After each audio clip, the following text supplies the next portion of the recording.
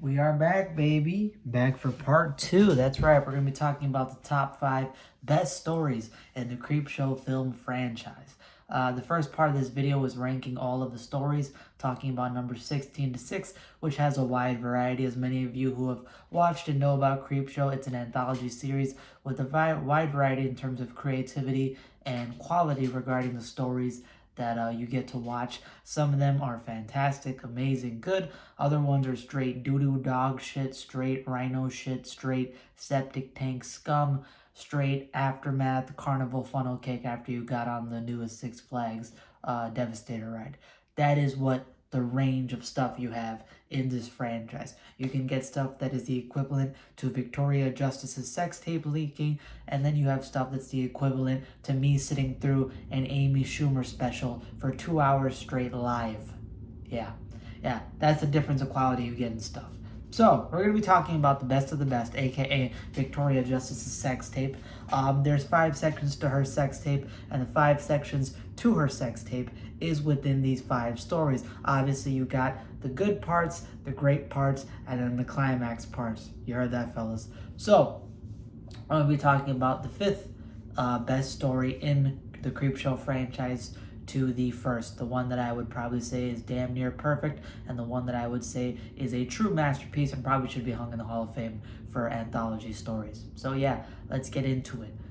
First one out of the top 5, we're going to be going from to 5 to 1. Number 5 in my Creepshow film franchise ranking of all the stories is The Lonesome Death of Jordy Verrell. Now, this story, when I initially watched it, I did not enjoy that much. I thought that Stephen King's acting was super goofy. I thought it was super over the top, and I didn't really enjoy it as much as I do now. However, after getting further into the Creepshow franchise, watching all the movies and even reading the season 1 comic and watching a bit of the TV show, this story has grown on me, no pun intended, but its ranking and score has gone up. And I actually quite enjoy it. I think that The Lonesome Death of Jordy Verrell is a very dark story with a lot of deep themes to it. Even though Stephen King's acting is over the top, it is pretty funny, I guess, and very schlocky, and people, enjoy that.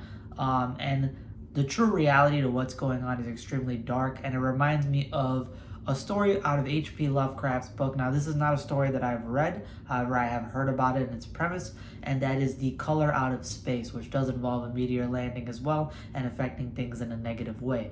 And both end up in quite catastrophic manners. The Lonesome Death of Jordy Verrell is essentially about this backwoods farmer, hillbilly kind of guy who's very over the top, very goofy, very dumb, and very gullible.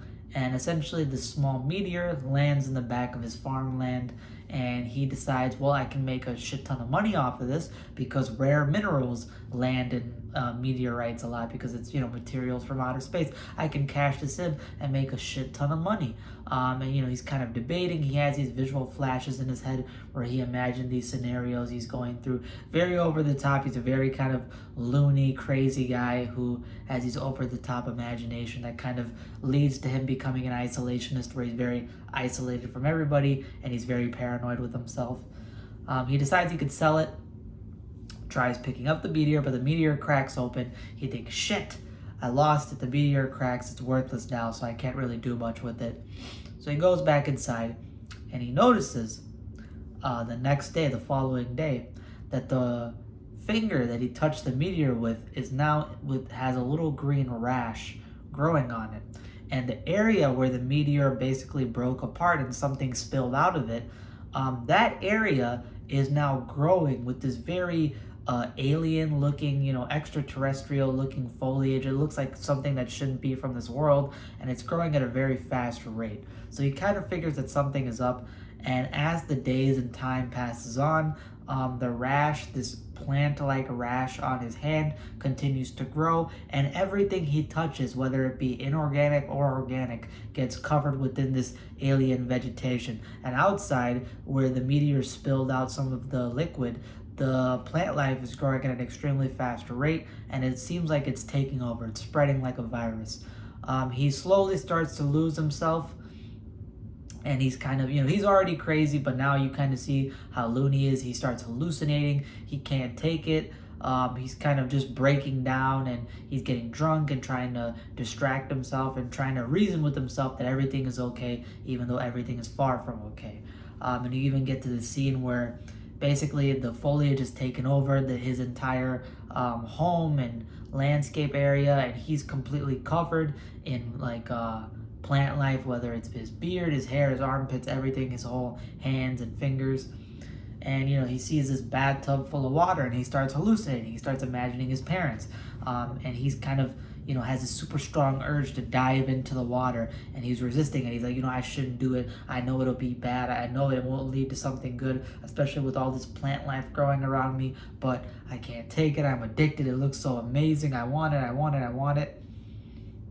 And let's just say something happens, and he has to make an unfortunately very dark decision, and he takes this decision as a way to try to solve everything. He thinks that if he takes this decision, he can save the world and prevent this whole virus-like plant life thing from becoming worse. And unfortunately, the twist ending is very catastrophic, let's say, because it does not end up solving the situation. And in fact, the forecast of events to come hint that this thing is going to become a global problem, and it pretty much was all in vain. So yeah, that is The Lonesome Death of Jordy Verrell. I give this story an 8.5 out of 10. I enjoyed it quite a bit. I think it's super dark, super disturbing, has a lot of good body horror in it, and it deals with extraterrestrial life, which the way Stephen King writes extraterrestrial life stories, like such as, I Am the Doorway and stuff like that. I really enjoy the way he does it. I recently read Beach World, and that's an extraterrestrial life story that I really, really enjoyed. Really creepy, really eerie. And this has similar veins to that kind of writing style that Stephen King has.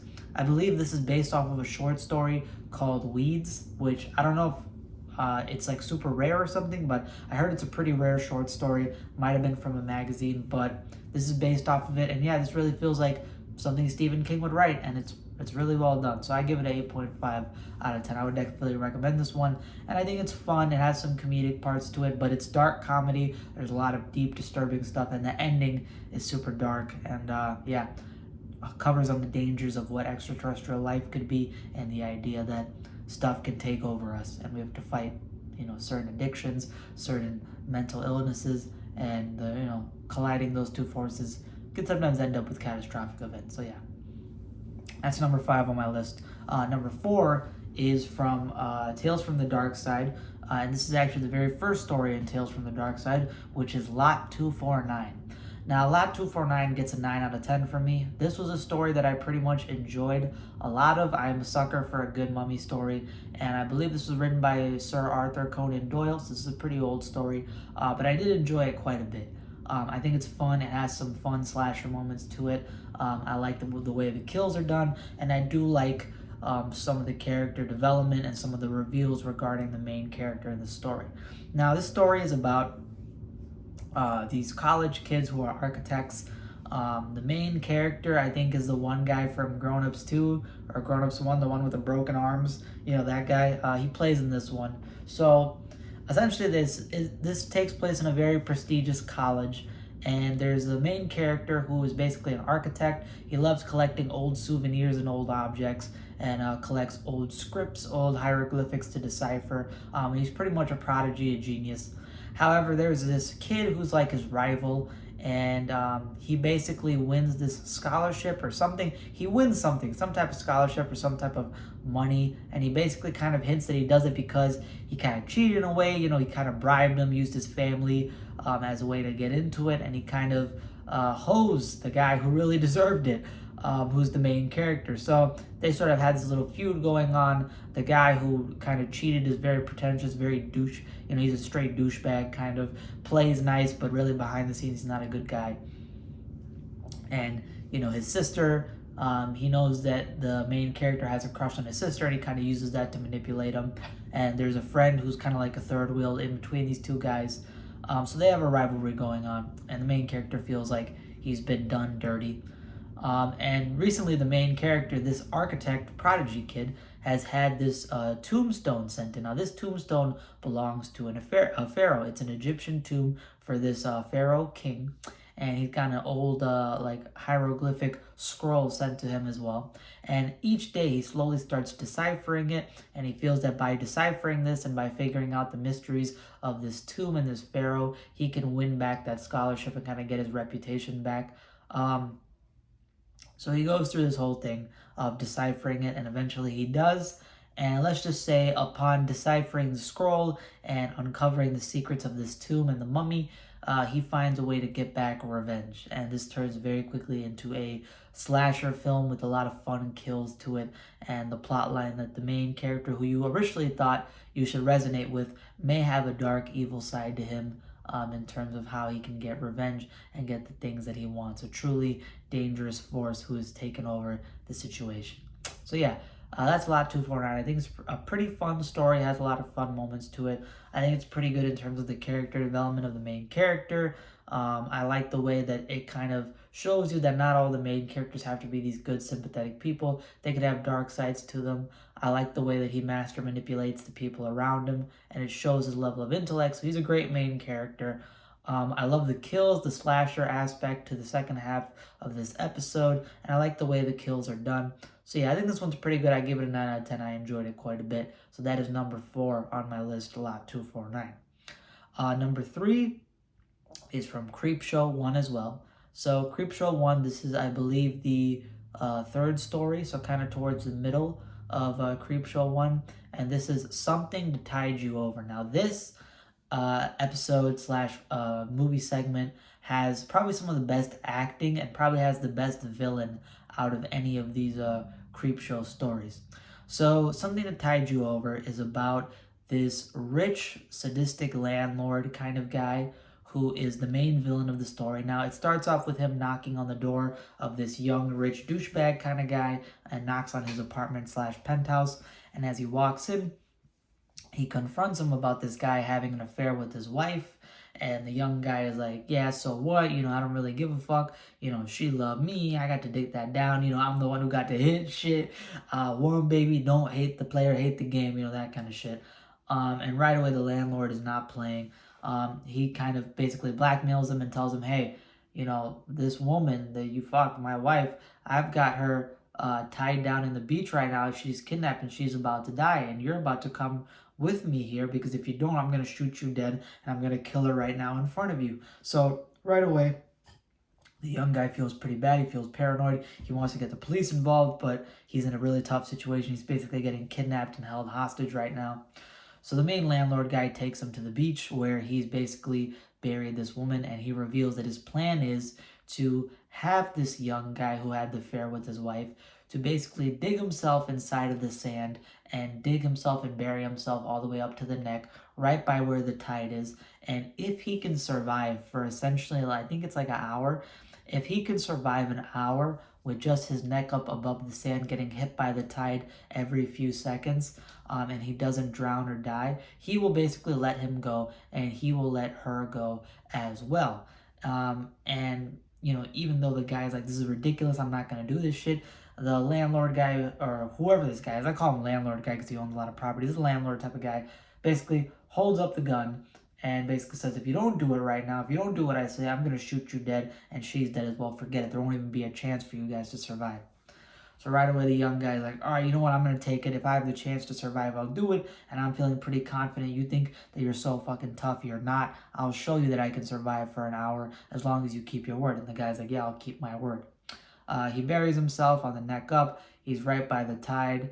And he puts up this live camera feed. So he has this main villain guy has his live camera feed, and he loves watching these guys struggle and wants to see them go through every second of beating the tide to see if they actually win. And he gets this sadistic pleasure out of watching it. So he buries both of them, puts up the cameras, and walks away and goes to his beach house. And in his beach house, it's very lavish, very expensive, and he has live camera footage all around it. He has camera footage showing him these two guys buried in the sand. He has camera footage all around his house, so that way he has eyes on everything going. It makes him feel like he's in power and he has control.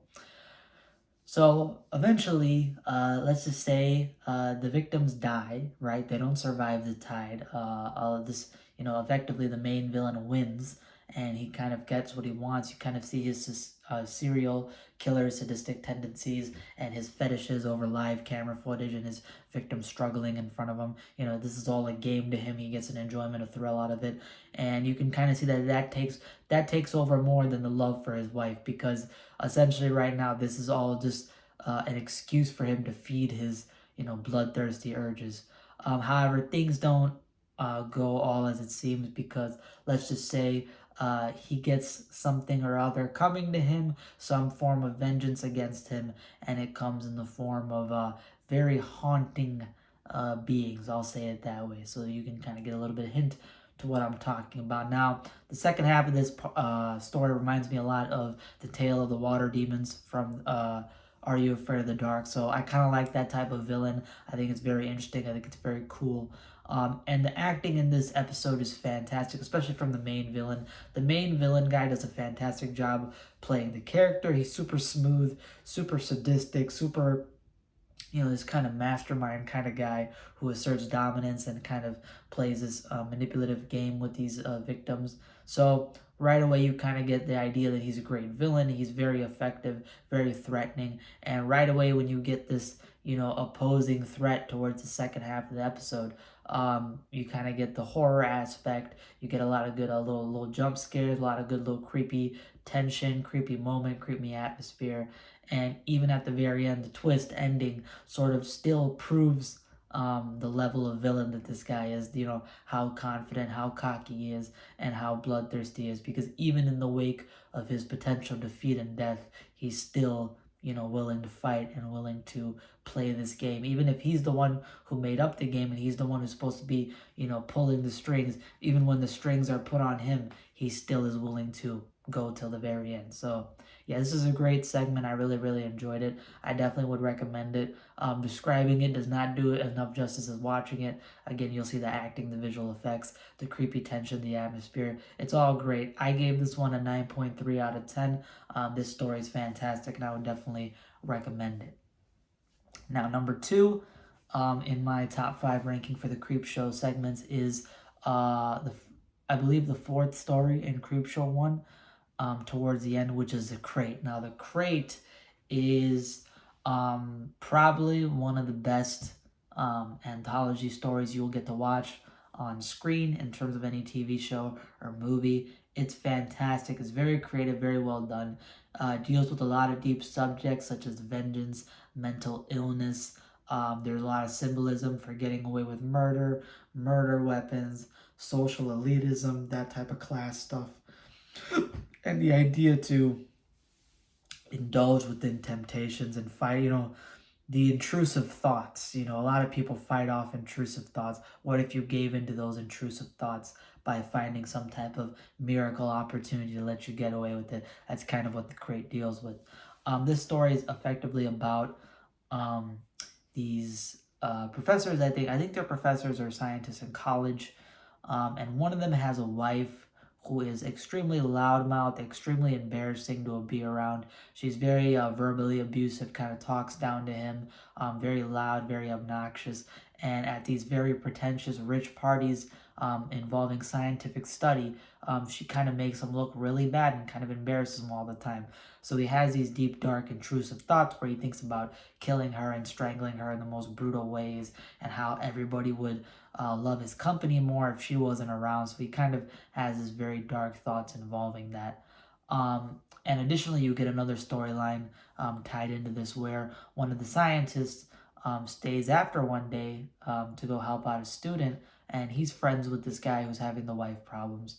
And he effectively runs into a part of the basement which the janitor is cleaning out, and the janitor takes him over to this one area of this basement, this laboratory basement area, and says, hey, I found this crate in the corner of the room, and I'm not really sure what it's all about. So right away, he's kind of weirded out. So the scientist guy goes, he pulls out a flashlight, reads it, and it's this wooden crate that's tucked all the way in the corner of the room. It's underneath the staircase, and it's locked up with bars.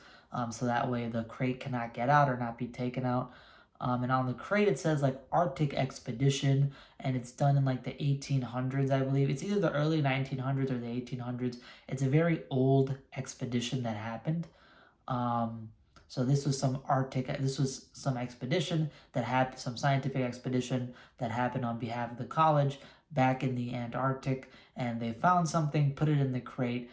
So this scientist finds a way to open up the lock to this staircase, goes underneath it, opens up the crate, and turns out that there is a monster in there. Now the monster in the crate is this furry, yeti-looking, monkey-like monster that effectively, as soon as it hops out the crate, it begins to rip the guy apart, tears him apart, in this very brutal massacre and homicide, and then retreats back into the crate. So the crate is like this home, this safe place for the monster, and as soon as anybody breaches it, it effectively wants to brutally kill them and protect its house. It's like a small little yeti creature, and the fact that it said Arctic Expedition, that was 100 years ago back on the crate, makes me to believe that they potentially found a baby yeti. They found like some abominable snowman, some baby yeti, and brought it back inside of the crate and kept it under there for some reason. It's not clarified as to why. You kind of just sort of roll with it, but they kept it under there, maybe under wraps, some sort of deep secret. They didn't want to find it, or they didn't know how to kill it, so effectively all they did was lock it in the crate and keep it away in a place where nobody would find it until now. And it's released, however, it does not leave, it stays in the crate.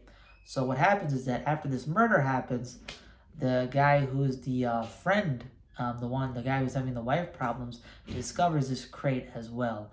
And he effectively has this idea as to how he can solve the problems with the people that he wants to get rid of.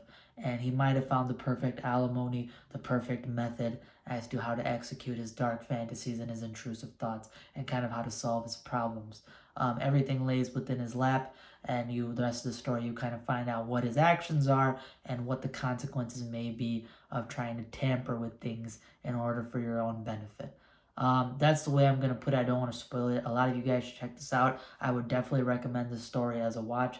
I gave this one a 9.5 out of 10. It's extremely good, has a lot of dark, deep themes, deals with mental health, deals with social class, deals with the responsibility of scientific study and exploration, deals with the ideas of the unknown, the ability, the potential of creatures and monsters and beings that we don't know that are out there, but we've never discovered them until now. And it also deals with the idea of murder weapons. How can you get away with murder? What's the consequences? What can somebody's ego bring them to do that effectively could jeopardize others at the cost of their own benefit and happiness? So yeah, that's sort of the crate. A lot of deep, dark themes. I would recommend it. 9.5 out of 10. And it is one of the best stories out there. However, it is not my highest ranked story. Now, my highest ranked story, for those who haven't put it together yet, some of you may not know which one this is. Maybe you forgot. Let me take a sip of my Pepsi right now because I've been talking for quite a bit of time.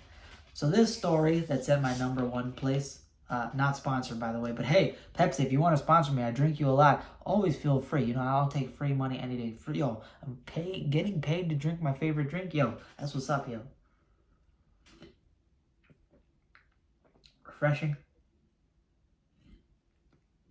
Fizzy, sugary,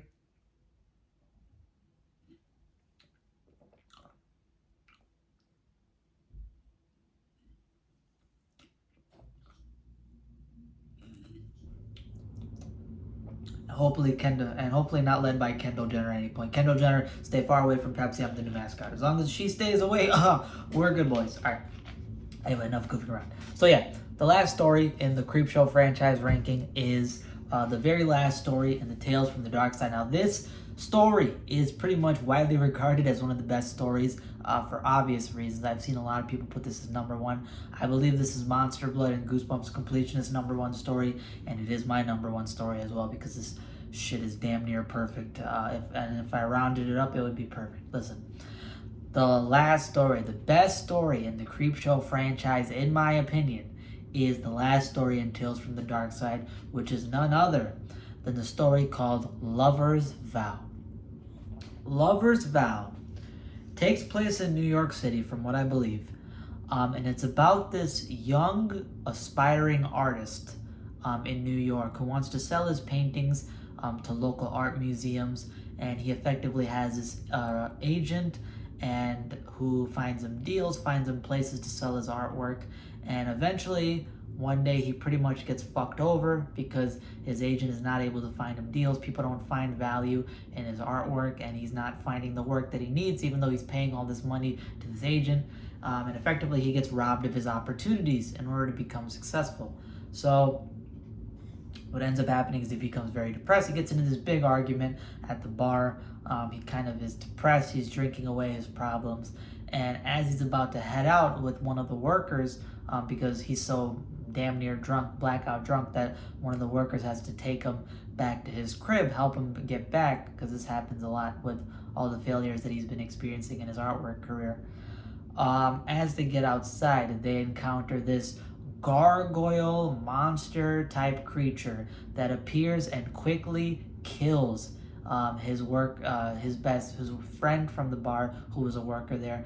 It brutally kills him right in front of the artist guy, and he sees this guy die in front of this gargoyle creature, and the gargoyle creature tells him that he has to promise that he does not tell about what he saw tonight to anybody, because if he does, the gargoyle will come back and then kill him. So this guy effectively watched a homicide from a fucking unknown what's it called? Eldritch creature, this damn gargoyle thing. And he knows that nobody will believe that he encountered this gargoyle creature. They'll think that he's crazy, but he doesn't know how to explain the murder.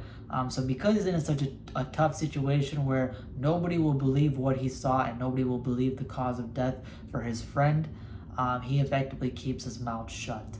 And he has to carry on this guilt effectively for the rest of his life. He has to keep this secret, even amongst the wake of police officers trying to find out the reason why this friend of his died, trying to see if he has any connections to it, what he was doing on the night that he was killed. He has to hold it in because he fears for his life. He knows he's the only one who knows about this gargoyle creature. And it's even worse because if he tells anybody about it, his life will also be taken away. So it's a very tough situation. Sorry about that indigestion. It's a very tough situation, very dark. However, he does manage to find little bits of beacons of light because he finds a woman shortly after the night that this happened who he falls in love with. He loves her. He spends a lot of time with her. He thinks that she's the right one for him. And as she's introduced into his life, he feels like his life is now turning around. He's finding more art opportunities. He's finding more career paths within his life. He finds ways to make more money. He finds ways to build up his career, get reputation. And on top of that, he's in love. He has someone to spend time with. He has someone to keep him humbled, someone to build him up along the way. And he realizes that he's super lucky to have this woman and that she is the foundation towards his newfound happiness and success within his life. And he starts a family with her. And, even though all these things are going so great for him, he still carries on the guilt of this unfortunate event that happened that night. And he has to battle with it. Should he bring out the truth? Does she deserve to know? She's the only one that he loves so much to death. He loves his children to death. Is it okay for him to hide these secrets from his family that could potentially bring up negative effects within their relationship and probably bring up negative consequences towards his life? And if anything were to get discovered, or if any information were to get misinformed, he has to deal with this all, how to balance everything and how to stay cautious in order to make sure that he doesn't lose what matters most to him, which is his family and his career right now. And then probably one of the biggest twists that you would not expect happens. I kind of had a little bit of a feeling that something bad was going to happen. However, I did not directly expect that this was going to be the case that happens until you get to the very end and you sort of get a little bit of a eerie feeling as to what might be going on, and then the big twist happens and you're like, holy shit. And that big twist basically completes the story, because this big twist unveils this super emotional, dark reality to what this guy's life is. And once it's done, you're like, oh my god, it's too late. like, you know, all the stuff that he built towards is now basically out the line, and something very dark happens. The negative consequences come back to catch up to him, and you really feel bad for this guy because you feel a connection towards him. You feel this sort of bond towards him. You want his life to go well. You feel like he's a decent, good guy, and then it all kind of goes down this very dark route, and a very emotional route. You know, it tugs on your heartstrings a lot when you find out that, you know, this is a hard decision for both sides involved within this terrible event. And you get a lot of fantastic body horror towards the end. You see a lot of great body horror regarding something involving a transformation. And yeah, it ends on a very somber, very dark route, and it's basically a great, perfect package of a story. Lover's Vow is the highest rated story in the Creepshow franchise, #1 on my ranking, and it gets a 9.7 out of 10. Damn near perfect. If you wanted to round it up, that's pretty much almost perfect. That's the #1 story that I recommend everybody to watch. Give Tales from a Dark Side movie a watch just for that one. It's the very last story. And I'm sure a lot of you guys would enjoy it. It is a timeless classic, and I think they did a fantastic job with it. And so that wraps up my Creepshow franchise ranking. You guys have seen my thoughts on all 16 stories. Overall, how do I feel about the franchise? I think it's a very good franchise. I think it has a lot of good films in it, a lot of good movies, aside from Creepshow 3, which is straight fucking dog shit. Straight doo-doo water, 2 girls, 1 cup, 1 guy, 1 jar. That video of the girl, Japanese girl getting the bucket full of eels poured up her anus. That is what Creepshow 3 is. But everything else is fantastic. Tales from the Dark Side, Creepshow 2, and Creepshow 1 are all amazing. I hope you guys should go check them out. There's a lot of great stories in there, a lot of great variety. And as I've been watching more of the Creepshow TV show and the Season 1 comic, which I really, really enjoyed. I love the Season 1 comic, and I'm super hyped for Season 2 comic coming out in fall, I think around September, which is my birthday month, so I hope it comes out then. Yeah, I fell in love with this series. I love its integrity and sticking with the anthology style, and I think they do a good job with creative, strange stories that invoke true horror within horror fans. You guys should all check out Creepshow, check out all 4 of the films, even Creepshow 3, just so you know what's the worst horror movie ever, and you realize and get grateful for your life that we have so much better cinema than that piece of shit. So yeah, the top 5 stories in this video. You should also go watch that individually. If you don't want to watch all of Creepshow, check out these 5 stories. I feel like they're worth it and you'll take away a lot from them. And yeah, stay tuned for more to come. I have more videos upcoming. But that's it for this review. I hope you guys enjoyed. I hope you guys love this review ranking of the series. If you guys want to see more stuff like this for future series, feel free to comment down below and let me know your complete thoughts about the 5 stories I talked about in this video, as well as all of Creepshow if you haven't done so already. That's it for this review. Hope you guys enjoyed. Stay cool, stay crispy, stay as cool as Pepsi, and I will see you in the next review/ranking. Deuces. And now I go to bed because I am fucking exhausted. Jesus Christ.